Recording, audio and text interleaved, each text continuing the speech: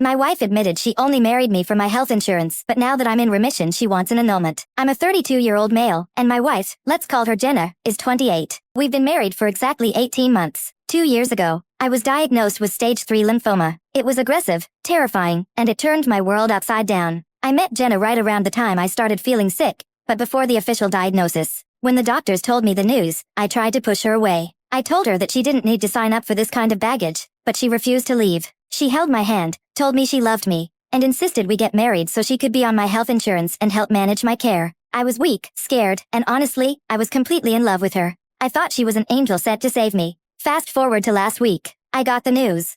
Remission. The doctors were ecstatic. I felt like I had been given a second life. I bought a bottle of expensive champagne and rushed home to celebrate with Jenna. I expected tears of joy, hugging, maybe planning the honeymoon we never got to take. Instead, she looked at me like I had just told her the dog died. She didn't drink the champagne. She sat me down on the couch and told me that this wasn't what she signed up for. She admitted, with a terrifying lack of emotion, that she married me because she thought I was going to die. She wanted the widow status, the life insurance payout, and the sympathy. But now that I'm going to live, she feels trapped and bored. She asked for an annulment so she could pretend the last 2 years never happened. I am absolutely devastated, humiliated, and furious. I'm still in shock. She wants an annulment specifically, not a divorce, because she claims it's cleaner and she doesn't want the stigma of being a divorcee at 28. She actually told me that if we get an annulment, she can tell her next partner she's never been married. I feel like she stole 2 years of my life while I was at my most vulnerable. My friends are telling me to just sign the papers and get her out of my life, but a part of me wants to drag this out and expose her for what she is. I feel so betrayed.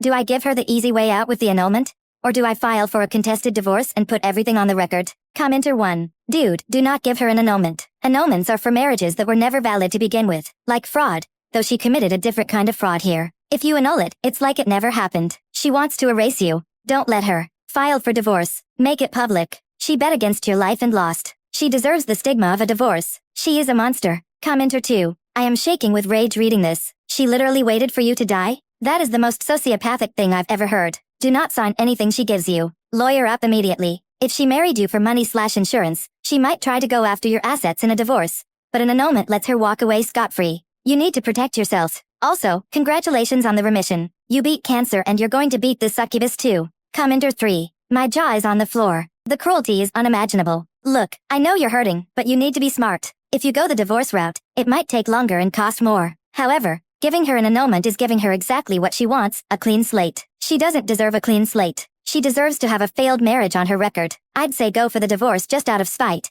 But make sure you talk to a lawyer first to see which option protects your finances better. Updates. Story continuation. Reading through your comments gave me the strength to stop crying and start getting angry. I realized that you guys are right. She doesn't get to erase me just because I didn't die on her schedule. I felt a cold knot of anxiety in my stomach, but I knew I had to go back to the house to get my documents before she tried anything shady. I drove back to her house yesterday afternoon. I expected her to be gone, or maybe crying, or maybe apologetic. Instead, I found her in the living room, calmly watching a reality TV show and eating the takeout leftovers from the night of my celebration. When I walked in, she didn't even mute the TV. She just looked up and asked if I had signed the papers yet. I told her that I wasn't going to sign anything without a lawyer and that I was leaning toward filing for divorce, not an annulment. Her demeanor changed instantly. The cold, bored look vanished, replaced by a flash of panic. She stood up and turned off the TV, crossing her arms defensively. She told me that I was being vindictive. She said that an annulment was better for both of us because we could just walk away. She actually had the nerve to say that she wasted 2 years caretaking for me, so the least I could do was give her her freedom back without a paper trail. I felt like I was going to throw up. I reminded her that she wasn't caretaking out of love. She was caretaking like an investment banker watching a stock, waiting to cash out. I told her that I survived stage 3 lymphoma, so I could definitely survive a divorce battle with her. That's when she got nasty. She narrowed her eyes and told me that if I pushed for a divorce, she would make sure everyone knew I was abusive during my chemo brain fog. She threatened to ruin my reputation at my job. I work in a fairly tight-knit corporate industry, by claiming I was drug-seeking and unstable during my treatment. I was shocked. I have never raised a hand to her. I was too weak to even lift a soup spoon half the time. I told her to get out of my house. She laughed and reminded me that her name is on the lease too. I packed a bigger bag, grabbed my passport, my birth certificate, and the folder with all my medical records. My hands were shaking so bad I could barely zip the duffel bag. As I was leaving, she shouted from the couch that she had already consulted a lawyer and that I better not test her. I'm back at the hotel now. I feel paranoid and anxious. I checked my bank accounts, and she hasn't drained them yet, but I moved half the savings to a separate account just in case. I can't believe the woman who wiped my forehead with a cold cloth while I was vomiting from chemo is this person. Was it all an act? Every single moment? I called a lawyer my buddy recommended. I have a consultation tomorrow morning. I'm scared she's going to make up lies about me. I feel like my life is falling apart just as I finally got it back. Things have escalated faster than I thought possible. I met with the lawyer, but now Jenna is playing dirty. She started posting vague things on social media about surviving a toxic marriage and healing from trauma. Mutual friends are starting to text me asking what I did to her. I feel like I'm losing the narrative before I've even started. My lawyer says to stay silent and let the legal process work, but I'm watching my reputation get trash-canned in real time. Do I break my silence and tell people the truth about why she's leaving? Or do I listen to the lawyer and keep my mouth shut while she paints me as a villain? Commenter 1. Listen to your lawyer. I know it's hard, but anything you post can be used against you. If you start a mudslinging war online, you look just as messy as she does. Let her dig her own grave. Screen capture everything she posts, every vague status, every comment. Send it all to your lawyer. Eventually, the truth will come out in court. Stay strong. Commenter 2. This woman is dangerous. She's trying to bait you into reacting so she can use it as proof of your instability.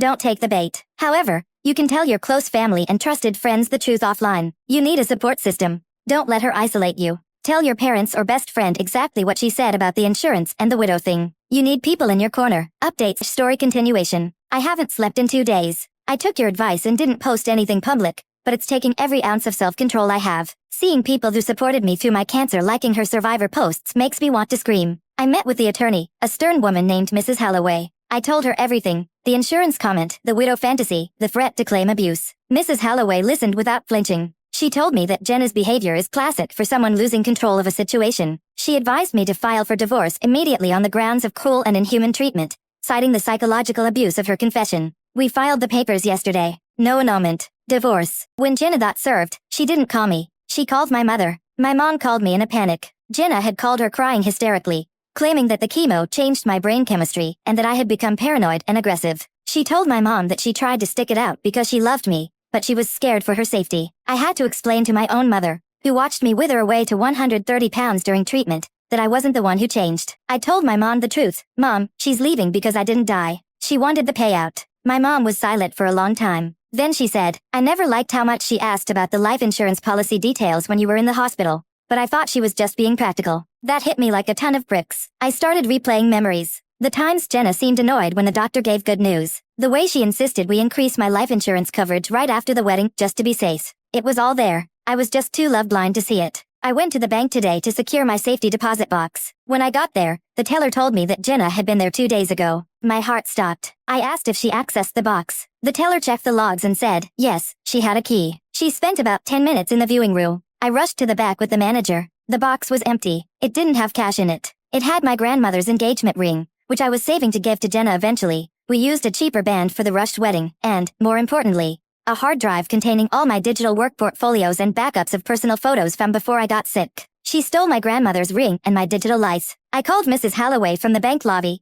hyperventilating. She told me to calm down and that this was actually good for us legally because it proves she is looting marital assets and acting in bad faith. She told me to document the missing items and get a statement from the bank. I feel violated. It's not just about the insurance anymore. She's trying to strip me of everything. I drove past her house tonight, well, the rental we shared. The lights were on. I saw a shadow move across the window, and then I saw another shadow, a man's silhouette. I parked down the street and turned off my headlights. I watched for an hour. A guy I didn't recognize came out the front door, kissed Jenna on the porch, and got into a car. She's not just leaving me. She's been waiting for me to die while she had someone else on the sidelines. I am spiraling. I know who the guy is. After I saw him leave my house, I didn't go confront them. I froze, but I got his license plate number. I ran it through a service online. Probably shouldn't have, but I was desperate. It's her boss. The man she has been venting to about my illness for the last 2 years. The man who sent flowers to the hospital on behalf of the company. I feel sick. My lawyer is telling me to focus on the financial theft, the ring and hard drive,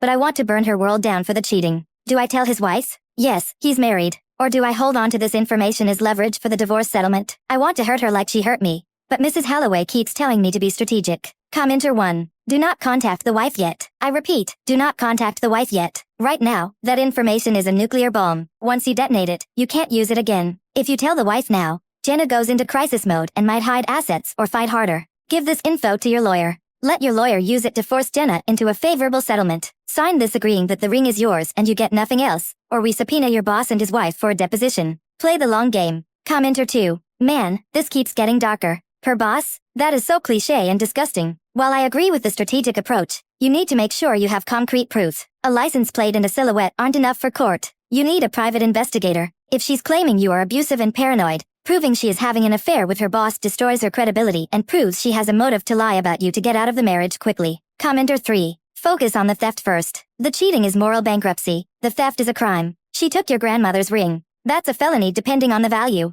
Did you file a police report yet? If you haven't, do it now. Use the police report to pressure her. The affair is just the cherry on top of his poop sundae. Update story continuation. I read your comments sitting in the parking lot of the police station. You guys are right. I need to be cold and calculated, just like she was when she married a dying man for a payout. I walked inside and filed a police report for the stolen items from the safety deposit box. I gave them the bank logs showing she accessed it alone. The officer was sympathetic but said since we are married, it's a civil matter regarding ownership unless I can prove the items were solely mine and never gifted to her. Thankfully, the ring is a family heirloom with insurance papers in my mother's name. We never transferred it to mine, and the hard drive contains intellectual property for my job. They agreed to pay her a visit to inquire about the property. I didn't tell the police about the boss, Justin. I saved that for Mrs. Holloway. When I told my lawyer about Justin, she actually smiled for the first time. A scary, sharp-like smile. She said, this changes things. If she's cohabitating or in a relationship, it impacts spousal support arguments. And if we can prove she was checking out of the marriage while you were in chemo,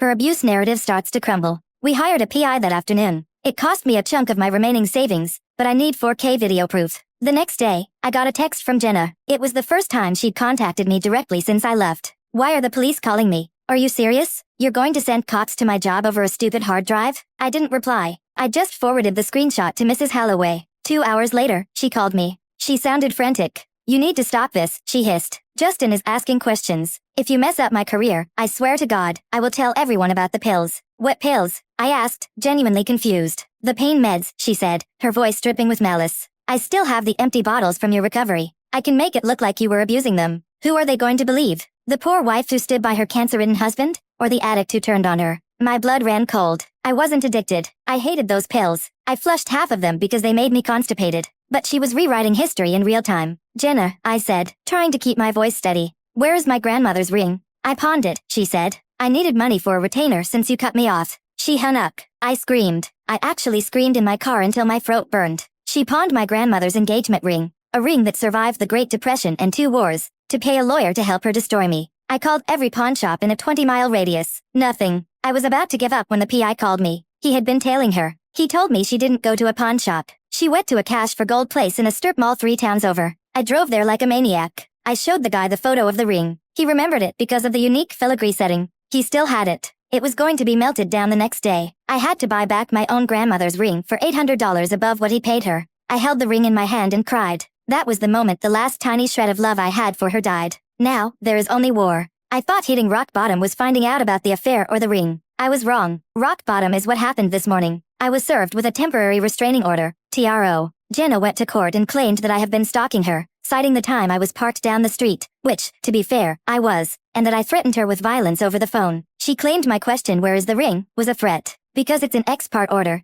the judge granted it without hearing my side just to be safe. I am now legally barred from going to her house, contacting her, or being within 500 feet of her. This also complicates my job because her office is 2 blocks from mine. How do I fight a TRO based on lies? My reputation is hanging by a thread. Commenter 1. This is a standard tactical nuke in high-conflict divorces. She's trying to force you into a corner. By getting the TRO, she gets exclusive possession of the house and sets a status quo that you are the aggressor. You need to follow that order to the letter. Do not text her. Do not drive past the house. Do not even look in her direction. If you violate it, you go to jail, and she wins. Save your fight for the court date. Your lawyer will rip her apart on cross-examination if she has no proof of threats. Commenter 2. She is scared. You retrieving the ring proves she lied about pawning it, or at least where she took it, and the police report spooked her. The TRO is a desperate shield, but you need character witnesses. Gather statements from your doctors, nurses, and friends who saw you during chemo. Prove that you were never violent. Also, did you record the phone call where she threatened to frame you for pill abuse? Please say you did. Updates. Story continuation.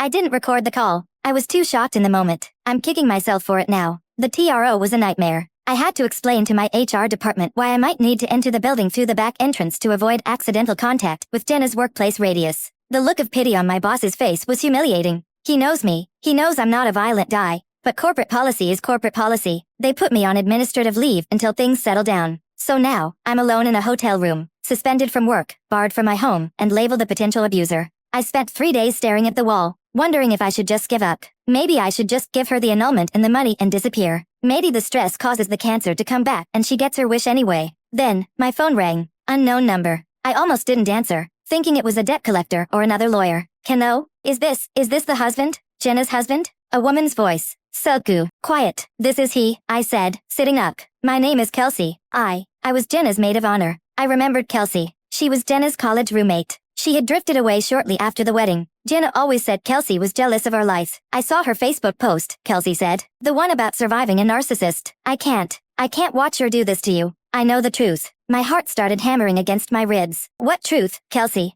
I have the texts, she whispered. From before you got diagnosed, and after. We had a group chat with another friend. She talked about it. She talked about the investment. She literally used the word investment. She asked us how long stage 3 usually takes to, finish. I gripped the phone so hard I thought the screen would crack. She planned this? She knew you were sick before you did, Kelsey admitted, her voice breaking. She noticed the lumps and the night sweats. She Googled the symptoms. She told us she was going to secure the bag before you got the diagnosis so the life insurance wouldn't be denied for pre-existing conditions. When you went into remission, she was furious. She messaged me saying, "He's supposed to be dead by now. I'm wasting my youth on a corpse that won't lie down." I felt bile rise in my throat. It was premeditated. It wasn't just panic or cold feet. It was a long con. "Kelsey," I said, my voice trembling, "will you send me those screenshots? Will you testify?" There was a long pause. "She's vindictive," Kelsey said. "She knows secrets about me too. But, looking at what she's doing to you, claiming abuse, it's evil. I can't have that on my conscience. I'll send them." 10 minutes later, my email pinged. I opened the file. It was all there. Dozens of screenshots. Timestamps. February 2021. He's got another lump. I think this is it. If I get the ring on my finger by May, the policy kicks in immediately. August 2022. Chemo is working? The doctor said he has a fighting chance. I have to play the doting nurse for another 6 months. Till me. Last week, he's in remission. Plan B. I need to make him look crazy so I can get the settlement. I'm contacting a lawyer about an annulment. If he fights me, I'll say he hit me. I forwarded the email to Mrs. Holloway with the subject line, "The smoking done." She called me back within 30 seconds. "Pack a suit," she said. "We're going to destroy her. We have the evidence." Mrs. Holloway filed an emergency motion to dissolve the TRO and included the screenshots as evidence of fraud on the court and perjury. We also filed a countersuit for defamation and emotional distress. But here's the catch. Jenna doesn't know we have Kelsey. She doesn't know we have the texts. She thinks I'm still cornered. Mrs. Holloway wants to ambush her at the hearing for the TRO on Friday. She says the look on Jenna's face will be worth it. But more importantly, catching her in a lie under oath will seal the divorce in our favor. My question is, do I warn her? Part of me, the stupid, soft part, remembers the girl I fell in love with. I know if we drop this in court,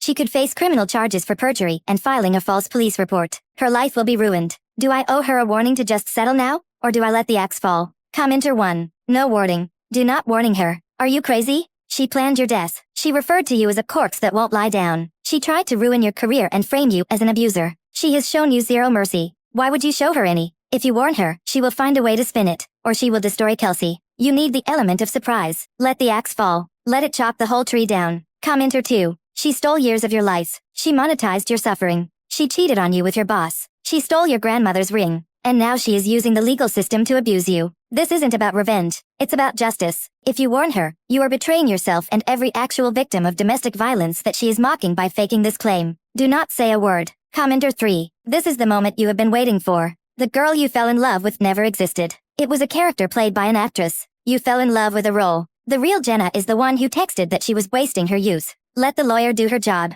Ambush her. It's the only way to ensure she can't hurt you, or anyone else, again. Updates. Story continuation. You all are right. I needed to hear it. The Jenna I loved was a mirage. The real Jenna is a predator. I didn't send a warning. I spent the last few days in the hotel room, preparing. I bought a new suit. I shaved. I looked in the mirror and saw a man who survived cancer. I looked tired, yes, but I looked alive. The hearing was this morning. I walked into the courthouse with Mrs. Holloway. Jenna was there with her lawyer, a slick-looking guy who wouldn't make eye contact with me. Jenna looked perfect. She was wearing a modest dress, little makeup, looking frail and scared. She flinched when I walked in, clutching her lawyer's arm. It was a masterclass in acting. The judge asked Jenna to state her case for the permanent restraining order. She went into a tearful monologue about how my mood swings terrified her, how I screamed at her, how she feared for her life. She lied so smoothly it was terrifying. She even brought up the pill addiction, claiming I was hallucinating threats. Then, it was our turn. Mrs. Holloway stood up. "Your Honor, We move to dismiss this order immediately and request sanctions against the petitioner for perjury.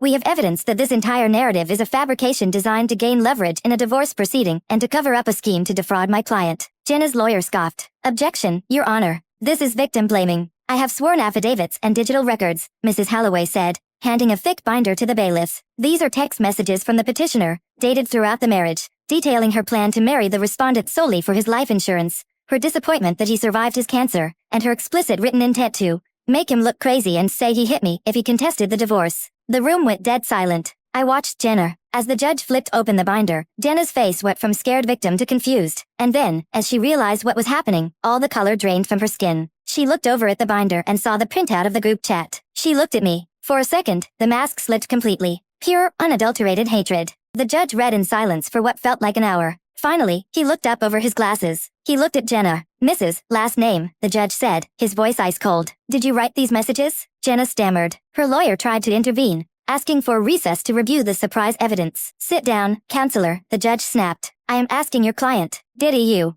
write these? Jenna started crying, but these weren't the pretty, practiced tears from before. These were ugly, panicked sobs. I was venting. It was a joke. Kelsey is a liar. The metadata has been authenticated by a forensic expert. Mrs. Holloway interjected smoothly. The judge closed the binder. The temporary restraining order is dismissed with prejudice. Furthermore, I am forwarding this transcript and these exhibits to the district attorney's office for review regarding charges of perjury and filing a false instrument. Mrs. Last name, I suggest you find a criminal defense attorney. We are done here. Jenna's lawyer looked like he wanted to vanish. Jenna looked like she was going to faint. As we walked out of the courtroom, Jenna lunged toward me, not to hit me, but to grab my arm. Please, you can't let them arrest me. I'll sign the papers. You can have the house, please. I pulled my arm away. I looked her dead in the eyes. I don't want the house, Jenna, I said. I just want my life back. And you're not part of it. I walked away. I walked out of the courthouse and into the sunlight. For the first time in 2 years, I took a deep breath, and it didn't hurt. It's been a whirlwind. After the judge referred Jenna to the DA,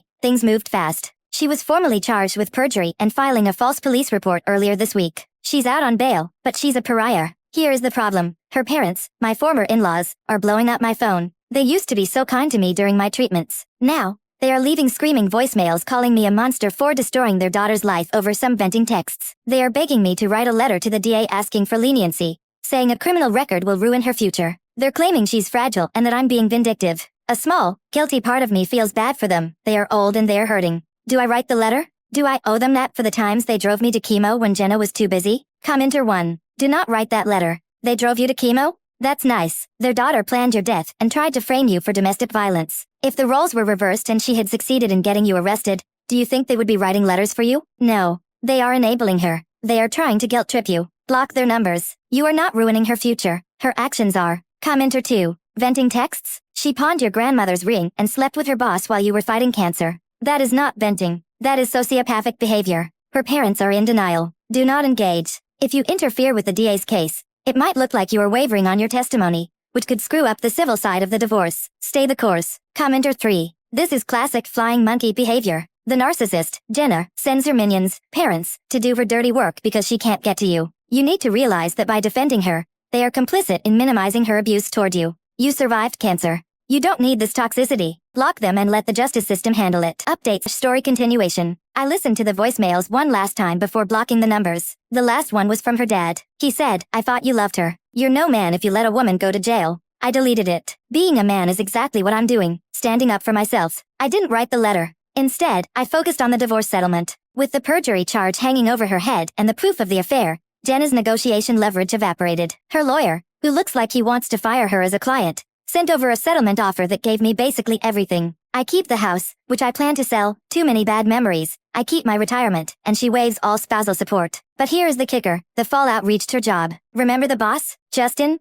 Well, once the police report and the court transcripts became public record, small towns talk fast, his involvement came out. It turns out companies don't like it when their VPs are sleeping with subordinates and getting entangled in criminal fraud cases involving employees. Jenna was fired for gross misconduct. Justin was placed on administrative leave pending an investigation. And then, I got a message from Justin's wife. It was short. I saw the court documents. Thank you for exposing them. I had my suspicions, but he always called me crazy. I'm taking him for everything he's worth. I didn't reply. I didn't need to. It felt like the universe was finally balancing the scales. I went to the doctor yesterday for my post-remission checkup. My oncologist, Dr. Evans, asked how I was handling the stress. I told him everything. He put down his clipboard, looked at me, and said, "You know, stress is a major factor in recovery. Getting rid of her might be the healthiest thing you've done for your body since chemo." We both laughed. It was the first time I've laughed properly in months. Jenna is scheduled for a plea hearing next week. My lawyer says she will likely take a deal to avoid jail time, probably probation and community service,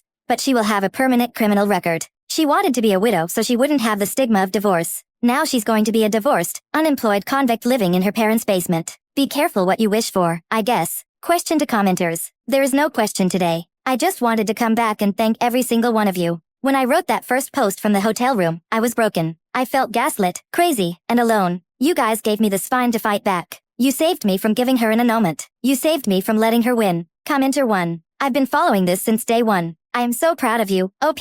The best revenge is a life well lived. Please tell me the divorce is finalized and you are doing something fun for yourselves. Commenter 2. This has been a roller coaster. I'm glad you got justice. The fact that she ended up with nothing, no money, no job, no reputation, is poetic. You survived cancer and a predator. You're invincible now. Go enjoy your life. Commenter 3. Cheers to you, man. I hope you bought yourself a nice bottle of champagne to replace the one she refused to drink. Update/story continuation. The divorce was finalized last Tuesday. I signed the papers in Mrs. Holloway's office. I brought her a fruit basket and a very expensive bottle of wine. She helped me, which was shocking because I didn't think she had emotions other than legal rage. I sold the house. It went for way over asking price. I took my share of the equity, plus the savings I recovered, and I bought a small, modern condo in the city, somewhere I've always wanted to live but Jenna hated because it was too far from her mom. Jenna took a plea deal. She pleaded guilty to filing a false police report. She got 3 years of probation, 500 hours of community service, and mandatory psychiatric counseling. She also has to pay my legal fees for the TRO hearing.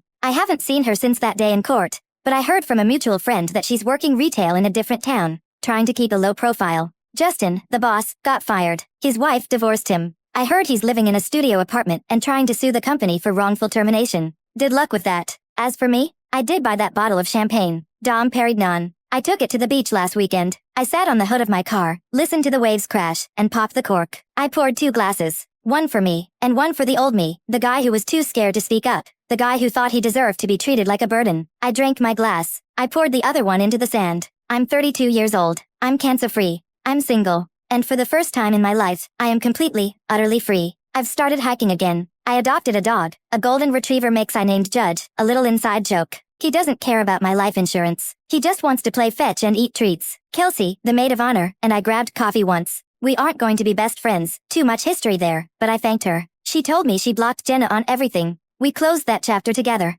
Thank you, Reddit. You helped me see the truth when I was blind. I'm going to log off this account now. I have a date tonight. She knows about the cancer, she knows about the divorce, and she still wants to go out for tacos. Life is good.